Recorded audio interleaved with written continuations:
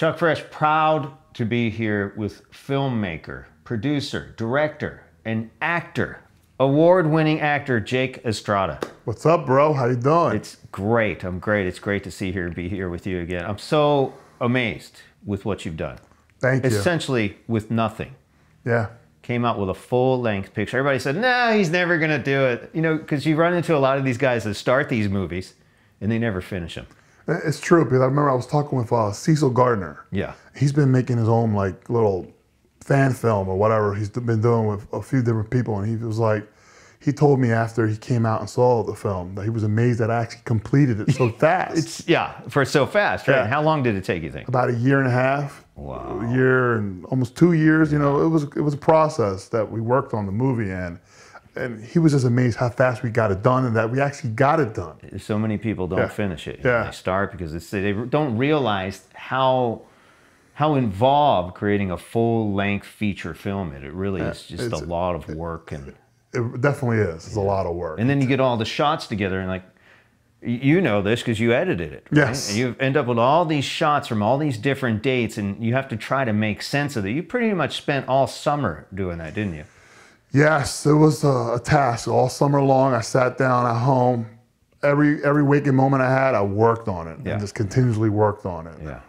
Yeah, I understand. I do a lot of editing myself, and it's just the fact, I'm like, Jake, I just visualized you having these like hundreds of video files and all these different folders from different people, because you had different camera people on there, so in different formats, and you somehow had to make sense of all that. So I was amazed what you did as fast as you did. Yes, thank you, because I actually had a flow chart. Good. I sat down. Originally, I was putting it together, and then I destroyed that whole run. And I was like, let me create a flow chart. Let me go back through the script, and I created the flow chart. Yeah. And then I went through every video first, and that took about 3 weeks in the summer, going through every little reel. So I went through something like 400 or 500 different little clips. It's quite an undertaking. Yeah. But you know what? You made sense of it all. It was perfect. It was in line with the script, so you nailed it. So not for your first full feature film. Yeah. Would you do a short before this, or just your first film altogether? I've acted in independent films, but I've never directed a film at all. And I always wanted to direct a film, and I was like, I see why it takes so long to even make big films. You know, because you hear about people making films in Hollywood, right? Right. And it's like 5 years later, they finally released this film. It takes so long. Yeah. Why can't you do this like in a month? Yeah. Now you know, right? I totally get it now. Did you teach yourself how to edit? Yes. So you never edited anything before? I never edited a film ever in my life. How'd you figure it out? How'd you learn?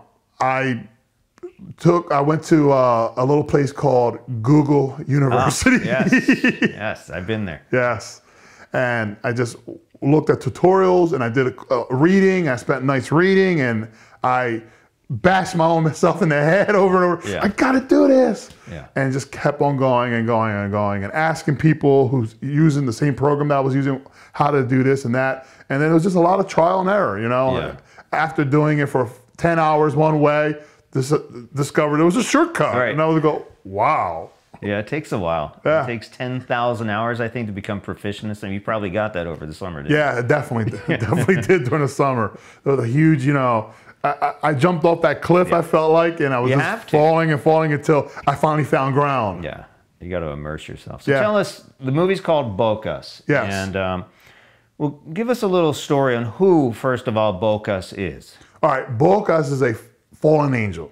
You know, he originally was one of the angels that fell with Lucifer and all his other, compadres, I call them, other fallen angels. And he's a fallen angel who's since repented from his original sin from rebelling against God. But his punishment from God is to wander Earth and right the wrongs of humanity. Is Bocas in the Old Testament? Is it an actual character? The only thing that makes Bocas related to the Old Testament is the fact that there were fallen angels in the Bible, and fallen angels that would have sex with human women, and so that is biblical, and they had children with humans, and they had halflings with giants, and that's why in the Bible they said that God had a flood to wash away all the imperfections and all the evil and things like that. But then you read in the New Testament, a lot of that stuff still exists, still even afterwards. So there's where I got that from. All those days going to Sunday school, and that all helped create the backstory for Bocas, the character himself. So it is possible that there was actually a fallen angel, something along the lines of Bocas. So we don't know, because there were many fallen angels? Yeah, there was many. Yeah. There's something like thousands. Oh, I didn't realize that fell, many. And they came, and then there's fallen angels that fell with Lucifer, and then there's also the other fallen that decided just to come down and have sex with women too. So it was a party. Yeah, they were having a rave, I call it. Yeah, I believe that. There's that, and then there's so much stuff in the Bible that you can go and you can read from, and even certain characters like El Dueña. Yeah. Is in Spanish it's supposed to be La Dueña, but El is supposed to be a play on making her more of a godly character, because the word El actually means God. I was going to ask you about that. Didn't know that. Yeah. There's a lot of people say, El Dueña, is this guy illiterate? Yeah, I know. There's a reason for it. Yeah, that was a reason for it. That was a play on that, making her that, she's basically supposed to be the goddess of like Easter. Gotcha. Lilith. Right. There's all kinds of stuff out there, and I think in the movie you actually call her Lilith. Yeah, and that's why I hinted towards that, and I played heavily on that. Like, you watch the film. I don't want to give too much. Yeah, we don't want to give it away at all.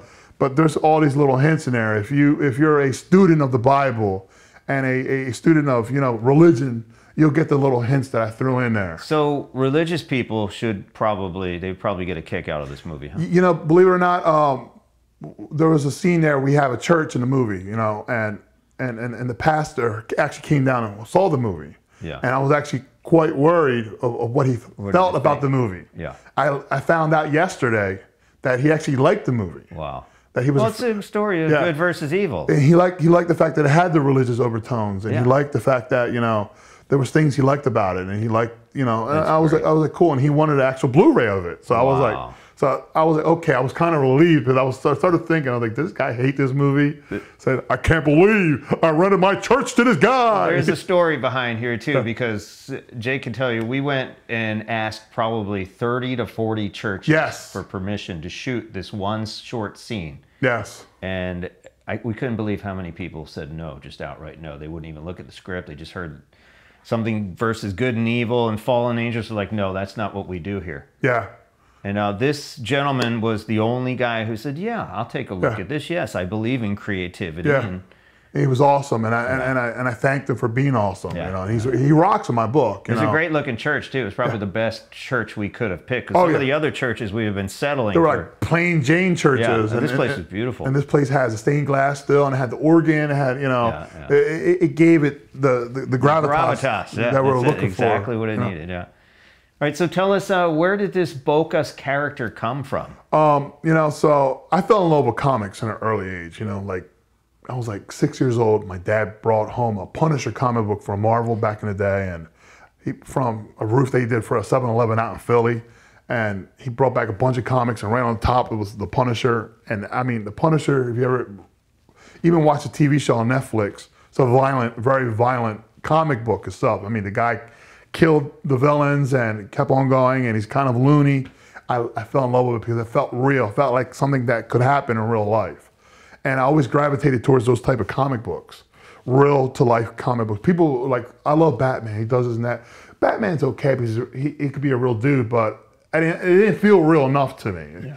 Because in the real world, we have real people hurting each other. And that's what I liked about the Punisher. And I wanted to become a comic artist. And I started creating my own characters. And I created all types of characters. And Bocas was the earlier character that I created off the likeness of my father as a kid. It wouldn't be till maybe in my 20s when I revisited what I drew as a kid and started updating backgrounds of other characters and merging other characters into what would become the first issue of Bocas. So you mentioned that Bocas is an image of your dad. Yes. Do you see your dad? Do you see any parallels with the Punisher and your dad? Was he that kind of bigger than life hero? My father to me was, my world as a kid. And even in my 20s, the dude was like unstoppable. I would hear stories even from other people that worked with him and stuff that my dad would do. They said he was a beast. He was strong. He would fight with people if they slighted him. I mean, my father didn't take nobody's crap at all. So he was a guy that, you know, he told you to do something, you better do it. Yeah. If somebody said something to him, he didn't like, he's like, you better shut your mouth now or I'm going to kick your ass. And he would do it. I mean, he was just straight up that way. Yeah. You cross him, he didn't like you, he would tell you, I don't like you, let's never talk again. And you talk to him again, he'll slap the living shit out of you. That's the way he was. He was larger than life. Yeah. He was a character. So you think a piece of him is in Bocas? Yeah, a piece of him, it definitely is Bocas. He was the original Bocas, I always say. He was my original model. Yeah. I mean, I don't have him here, but I could have brought pictures of him posing with a gun. And I mean, on the very first issue of Bocas, he actually had 2 toy guns. It's funny because right here, he actually posed one day for this cover for me. I actually drew that. He actually, we had 2 guns. The guns actually were like the old water guns. They were, they look like real guns, but they were water guns and they both were red. A lot of kids got in trouble with those. Yeah. And then he had like this old beat up denim jacket that he wore. Nice. And black shirt and black pants. And he just like, and I drew him. And that's awesome. And that's what he did. And he actually was the cover artist. He was the model for what happened in the story. We went around town taking pictures of him, and I was just drawing, and he would tell me stuff too. I was like, "What do you think should happen?" And he said, "Oh, the guy would break his neck. He would do this." So nice. So he's a consultant. He was a consultant at the time. Yeah. Wow. Did he see the comics? He actually saw issue 1, 2, and 3. By issue 4, he passed away. Oh, I'm sorry. Yeah. I'm sure he would have loved the movie too. Man. Oh yeah, he would have loved the movie. Yeah. He would have laughed. He would have been like, "What the hell's going on here?" You said, I resonate with that character. Yeah. He might have known that. Yeah. So, thinking about the comic book and how it evolved into this movie, how did the Bocas movie kind of bring something? Do you think it brought something new to the story? Added something to the existing character? Yeah, it did. It added to the character's legacy for sure, big time. You know, because originally when I started writing the script, I kind of was envisioning it as a continuation of what I left off in the comics and to evolve from the comics into it. So I thought there's a lot of things that I borrowed from the comic, but also there's things that are completely different from the comic that, you know, transitioned better on screen than would have ever been in the comic book itself, I thought. Yeah, it's kind of hard to draw some of that stuff, isn't it? Yeah, really, it really easier is. to tell it visually with a dialogue. Yeah, because, you know, comic books, while you can tell a story panel by panel, you kind of got to look at it as sort of like still shots of an actual story, you know? Right. That's interesting. Yeah. Is there a backstory in Bocas, or you think there will be something coming in the future? I didn't really show Bocas fall in the movie. You know, in the comics, he when he talks about he fell, there's actual backstory to it, and it shows him falling from the heavens as an angel, showing him where he has his wings. Nice. What color were his wings? He in the comic, he actually was golden, like he was made of gold. Nice. And his wings were like golden. He was, you know, supposed to be an archangel, supposed to be this God's greatest creation, you know. Before man, there was angels, and God created this species of angel that it was an archangel. And in my mind, he was supposed to be like a giant, like 8 foot tall, gold. When he fell to earth, he lost his wings, and he became like gray. Oh. And gray resonated. He was fallen, and in my storyline, and he went around killing people. He didn't care. And then he would later see the error of his ways and repent. And, you know, he hadn't heard God's voice in the story. And when he heard God's voice, when he repented, God told him, you know, his mission would be to protect humanity and roam the earth until the end of time, no matter what. And that was his punishment. Right. But he would hear God's voice. And to him, that was the biggest thing, to hear his voice at least. Was it hard to take this character from the comic book and bring it to life? Was it challenging for you to do that? It was. To kind of visualize an actor playing this person who emulated your dad? Yeah, it was hard because originally I was thinking, well, maybe I can cast someone to play the character, you know, and I kept thinking about it. I'm like, probably I should play the character. The more I thought about it, and then you even talked to me about this, said maybe you should do it, you know? Yeah. And I started thinking, like, he probably is right, because Because people say I don't see it, but people say I look like my dad a lot, and I'm like, but yeah, my dad was like 6'1", and here I'm 6'9" and kind of chunkier. Well, you know. But people say I look like him still, and I was like, well, and I said, well, I'll do that in honor of him, and you know, and everything else, and it was kind of hard though. Yeah. To do that.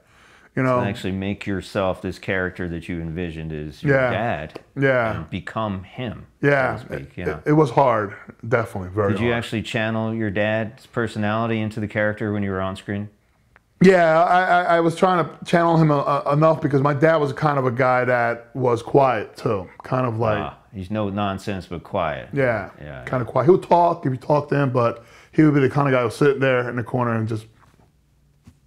And you did that in the movie too. Yeah. Yeah, Bocas did that in the movie, especially in some of the earlier scenes. Yeah. Sit there and just be quiet. You're like, what's this guy thinking? Yeah. It's kind of a mystery. Yeah. You knew he was no nonsense, you know. Yeah. He came on strong and powerful. Yeah. That's cool. Who do you think in the movie Bocas is most like their character? Most like the character they played? You know, I think a lot of the people actually brought a piece of themselves into the roles that they were there. You know, like, how can I say it? Like Josh, who played Detective Hill. He kind of brought himself, but also method acted. Oh yeah, kind of like that, and then like fabulous. Yeah, and then it kind of like became alter egos for some of the people, like David Grace. Yeah, that was kind of an alter ego of himself, a darker David Grace playing Gusano. And even yourself, Junior. I mean, think about it. You kind of brought yourself to the game, more wild. Like a little bit more wild, like the person you always wanted to be. If you knew you couldn't get in trouble for being that person. Exactly. Yeah, it was kind of like pushing the edge of your own personality in these characters. And then, you know, when I learned about certain people wanting the role, then I kind of tweaked the script a little bit to fit them too. Right.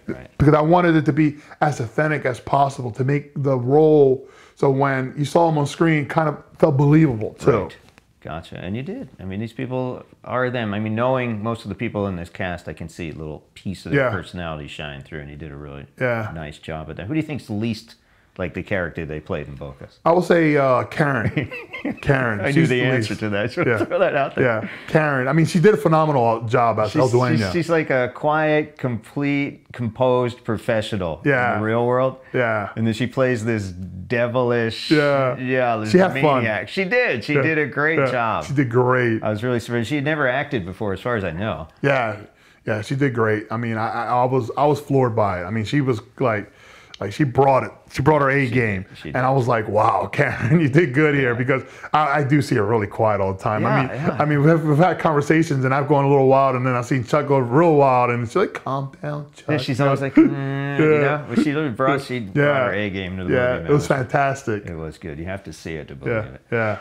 So you wrote, directed, and starred in this movie. Yes. Do you find it, you see all these other Hollywood types do this, and you're like, how can you actually do that? How can you star in it and write it and produce it and direct it? Do you find it hard to wear all those hats, or did you find it hard? It was hard because, you know, even though I was directing the film, I had to have good cameramen that would give their input. I had to have good actors giving their input. You have to have a good team, because if you don't have that team, then it's really going to start faltering and really get even harder. And to do all that, it's really time consuming, and that was hard, you know. But it was stressing me out. I kept thinking, like, man, how am I going to do this when I've never even really directed a film? I starred in, you know, in other indie films, but that's easy. I just come, do my role, and I'm done. Out of there, I'm gone. I don't have to do anything else. But here, I had to make sure it looked good on camera. I had to believe what my cameramen were telling me. Oh, it looks great, you know. And then, you know, there was a scene where we filmed earlier at Love Bugs, you remember? And I filmed that, and I hated it. I remember I was like, no, we got to go back and we got to refilm that. But you didn't know it till you watched it. Yeah, I had to watch it, and I hated it, you know. And I hated it with a passion, you know, and we went back and we did it completely different and made it much stronger. It was a really good scene. I love Bugs, actually walking through the back. Actually, I think the whole script changed a little bit too. You saw that, and you watched the first shoot. And went back and changed it. I changed it up, made it. It was strong. It came back strong a second. That was cool. I was really, what I noticed too, this was really my first feature film too, is how much input the actors had. Yes. In helping direct, especially Matt Muller. Yes. Matt John. Yeah, well, I call him Matt, so we just call him Matt. Let's just call him Matt. Matt Muller. He's the owner of 9.9 Comics, and he's actually done some directing and filming for his own little TV show that he used to do out of his comic shop.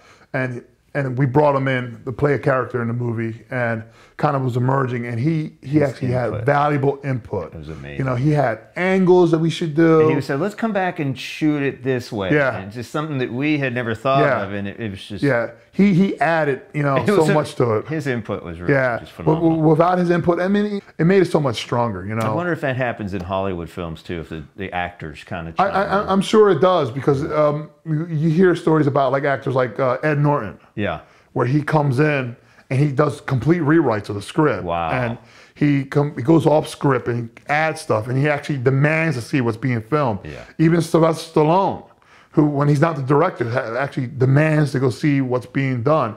And then there's another movie with Kevin Costner and what's his face? Kevin Costner and the guy who played Snake Plissken right now. I can't even think of his name. Kurt Russell. Oh, okay. They did a movie where it was called 4,000 Miles from Graceland. Yeah. And I was reading where they both were demanding to have their own cuts of the film. And they both created two different cuts of the film. And ultimately the studios were like, okay, we like a little bit what you did and like a little bit, and they merged. Well, the director's the ultimate boss. Yeah. But, I mean, these people brought so much input in here. It actually, I think, just really tied it all together. And that's what it is, because you know, these people, they start saying, no, we should film this with it, and then I will do it the way I like it, and then we did it the way they liked it, and it helped. And you pick which one you like best. It brought the synergy to the whole project. I think it makes people feel empowered too. It does, because you know, it's a little piece of me in this now. Exactly, and it brought them, and it made them invested in the project. Right. So what is the last thing you do when you're prepping to play Bocas? Like, how do you get yourself in the mindset? Like, I'm about to go on screen now and play this larger-than-life fallen angel hero. So I thought a little bit of my father, how he would do it, and then I also would think about crap that I went through as a kid in Philly, living in Philly, you know. Feel that? Yeah, just thought about people I didn't like, and what would I do to them? You know? I had these powers? Yeah. That got you into the mood. Yeah. Anyone in particular? No, we probably shouldn't mention. Nah, I wouldn't name names, but.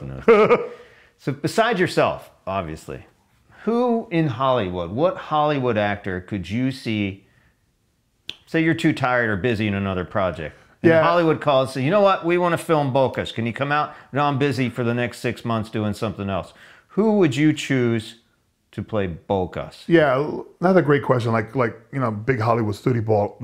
Let's just say there's not many people who are 6. What are you, 6'12"? 6'9". 6'9". Yeah, 6'12". Sometimes the shoes. And high heels, right? Yeah.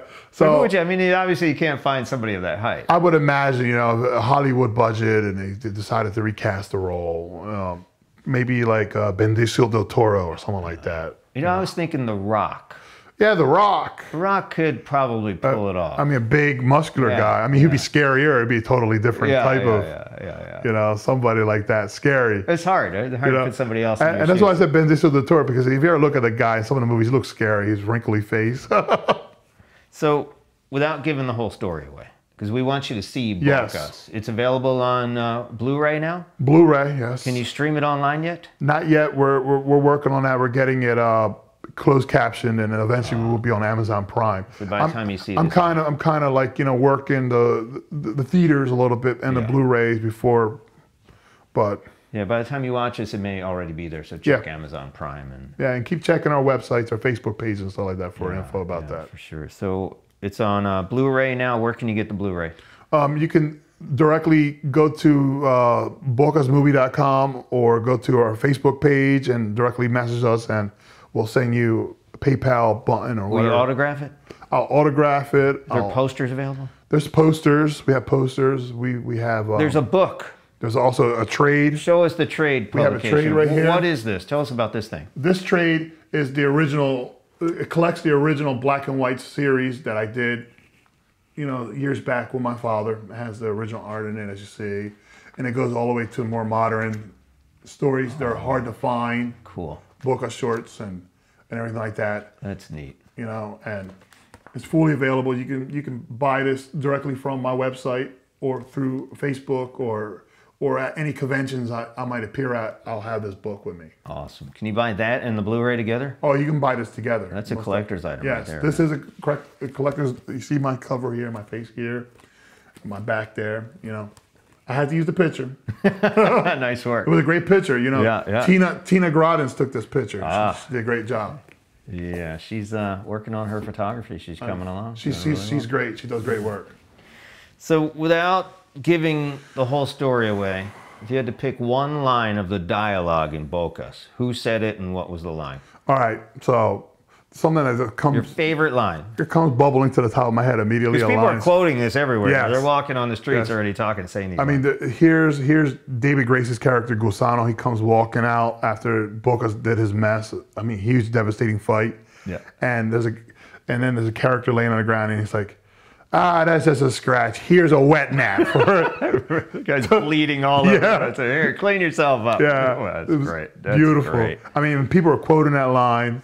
I mean, the movie came out quite quotable. Yeah, there's definitely some lines in there that'll hit pop culture. Yeah. If this thing ever explodes, which is quite possible. Yeah. It could. So, besides this one, what's your favorite movie, Jake Estrada? My favorite movie, believe it or not, is the 1980s version of The Highlander. Really? Yes. Sean Connery. Sean Connery, Nice. Christopher Lambert, Clancy Brown as Kurgan. There's a line in that movie that always made me laugh where he's inside a church, Clancy Brown playing Kurgan, and there's a nun there, and he turns around to the nun and he starts screaming, I'd rather burn out than fade away. Nice. Who's your favorite actor? My favorite actor, believe it or not, is James Arness from Gunsmoke. Really? Yeah. Wow, old school. Yeah, he was a great actor, tall guy. Yeah. Played Marshall Dillon from Gunsmoke. That favorite TV show would be Gunsmoke. Yeah. And I watched that with my dad, and we used to watch it. And that guy was a great actor. I thought, he brought something to the role. It was believable. Yeah. He had the limp and all kinds of stuff. And How about favorite director? favorite director would be, believe it or not, Romero. Really? Night of the Living Dead. Yeah. So what do you do when you're not writing or acting or directing movies? I work as a school teacher during the day, and A school teacher? Yeah. What do you teach? right now I'm teaching Spanish and science. Really? Yeah, I was originally doing art, and then I went from doing art to doing computer repairs at the school, and A little bit of everything, huh? I've done a little bit of everything at the school. Many, many hats. Yeah. So that probably helped you in your transition to become a writer, actor, director, producer, Yeah. editor, Yeah. blah, blah, blah, blah. Yeah. That's cool. Life's a journey, man. You like teaching?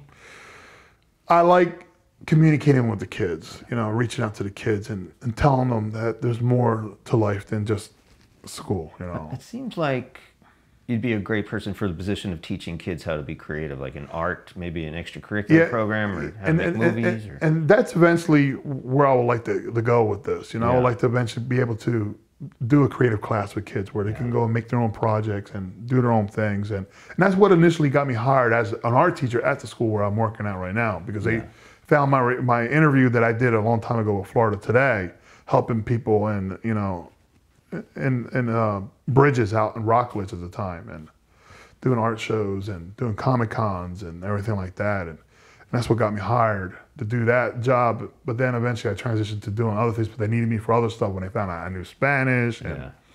But ultimately I like to go back being more creative, helping kids become directors or artists or something like that. That's my passion, to help secure tomorrow's generation so our world continues being creative. Because in schools across the country, they're doing away with arts programs, and that's what sucks. Yeah, it's big terrible. time.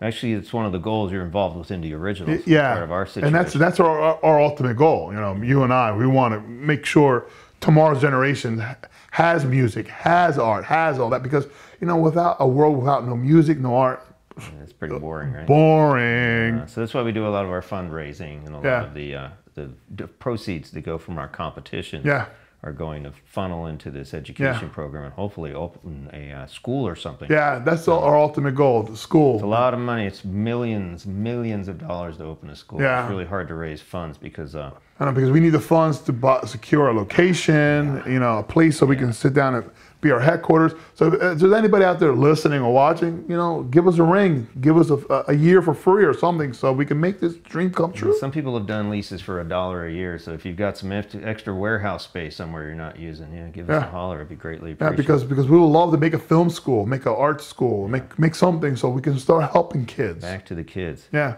We've approached a lot of people about grants. And they're doing STEM grants for science, technology, engineering, and math, but not much on the creative. I mean, and that's great for that because we need all that innovation. Absolutely. But we also need the arts because without the arts, the people in science wouldn't be able to think. Because they won't think be about creative. it. Yeah. Think about it. Why do we have rocket scientists? They watched Flash Gordon back in the day, rocket breaking apart, and that happened in the comics and the books before it became a reality in NASA.